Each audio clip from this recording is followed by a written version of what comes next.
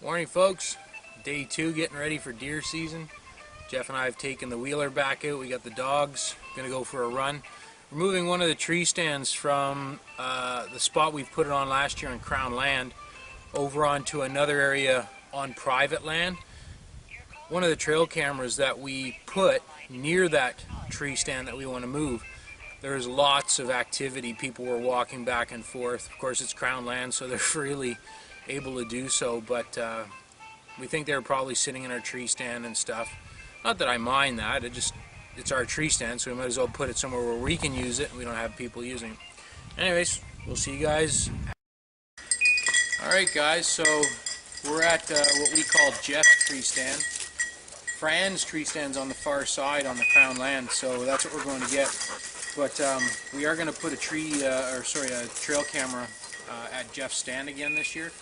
Last year we got quite a few does on the camera and a nice 8-point buck. So we're hoping that he continues to use this area and maybe Jeff will get his first buck. We'll show you where it is in a minute.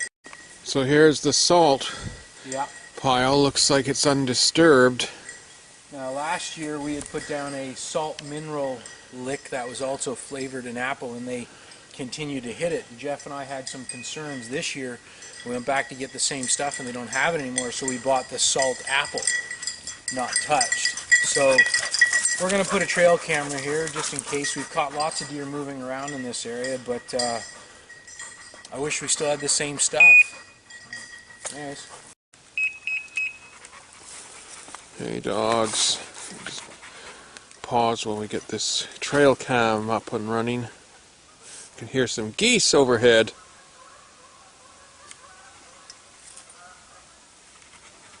What we've done in the past with this, if I've got it spaced properly, is we actually lock the trail camera closed so that somebody can't steal the actual camera out of the casing. This is a Spy Point IR6, so I'll show you internally what it looks like. When you open it up, you can actually take the camera out. One of the things that Jeff and I have found that's really important with the trail cameras is good batteries. So our little secret batteries are these Energizer Ultimate Lithiums. I don't know if you can actually read that, but these batteries last well over a year, taking thousands and thousands of photos. I would recommend them for anybody putting out a trail camera. They just work. On the package they actually say -40 to +60.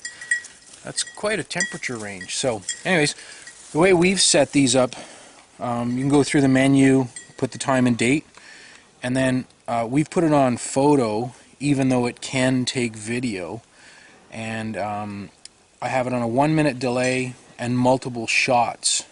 So it'll take 4 pictures in a row once it's triggered. I only have a 4 gig SD card in here, and I think the other camera that we took off the other spot had over 4,000 pictures on it. So you don't need super high resolution photos. I don't know why people keep buying more intense cameras. Thanks, Nos. Anyways, this simply goes in to the casing like that. I've already got it set, and there's just one switch to flick here. Close it, lock it, walk away. It starts beeping a red flashing light, which you'll see here in a second when I close it up. But there we go. So let me just double check where it's facing. Yeah, we're looking at that salt pile in this ridge that Jeff has his tree stand near. So alright, here we go. So it's going on. Close it up. You start seeing the red flashy lights. And actually, maybe I should put this way. Might be easier. Come on now. There we go. 1, 2. It's unfortunate that you have to lock this stuff, but can't always say that everybody's going to leave your stuff alone in the woods, and that's sad. It looks level, eh, Jeff? And it's pointed towards that. Yep. Maybe a little to this side. So One thing Jeff and I laugh about is generally anti-hunters pretty much say, how can you just go kill little innocent animals? You know, it's so easy, you just point a gun at them and shoot them. It's hardly that. Jeff and I put a lot of time in, including, as you can see now, we're moving a tree stand. Not easy. We've gone maybe 200 yards maybe. And we stopped for a break right next to Jeff's stand in the salt pile, and now the trail cam. So, anybody who says hunting's easy. Yes, we put in all this effort and there's no guarantee we'll even see a deer. So, this is a nice big clear tree. I wonder how much trouble it'll be to get the stand in here. I kind of like this because you can see the deer using it in here. Yeah, good place for archery. And it's hidden, right? Yeah. It is a good spot for archery. It's tight, it's closer. So I think this is where we're doing the tree stand. Good. Or do you want to start clearing some brush first? Oh yeah, I gotta go get the saw. Okay. We gotta move stuff around and get the stand in here and then get it up against that.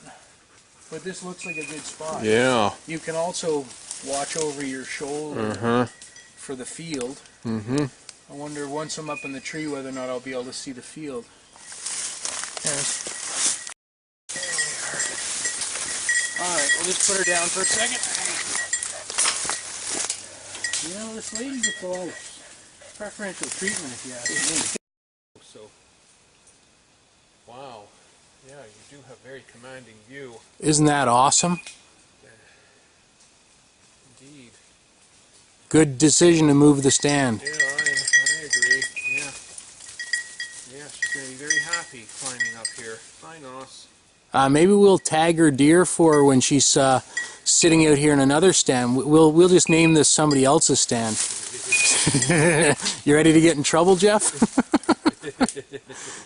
Anyways, here we go. All right. So, hi, Hera. Yes. And these guys have been very good. There's Miss Hera. Hi, Hera. Yes, And there's Mr. Nos. You guys ready to go? Yep.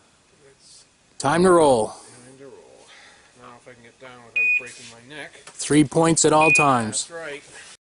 Well, the stand's in place. It's at a crossroads. The deer literally come from this direction and that direction. 200, 250 meters from my stand. Probably 250 to Omer's stand. And probably 300 or 400 easily from Jeff's.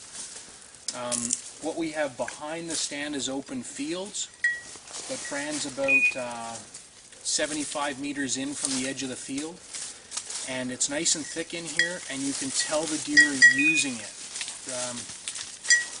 It's quiet. You know, I can see harvesting deer back in here with a crossbow. So I'm really looking forward to Fran getting some time in the stand. She has a new rifle. She didn't get out last year because we actually found out that we were pregnant, and she didn't want to sit in the tree stand and freeze, and she didn't want to fire a rifle when she knew she was pregnant. So we now have a baby girl. Everything's well with Rose, and I'm out here with Jeff, and we're getting our deer season underway. So a couple blessings today. No porcupines. And we peeked in here and we found this spot. I really, really think this is a hot spot. So Fran may beat us all with the biggest buck out of here. So 6-point and spike horn have been the biggest. We know there's bigger because we've got them on camera. But that's the challenge, catching them. Until next time, guys. I'm Jay. I'm Jeffrey. And it's time.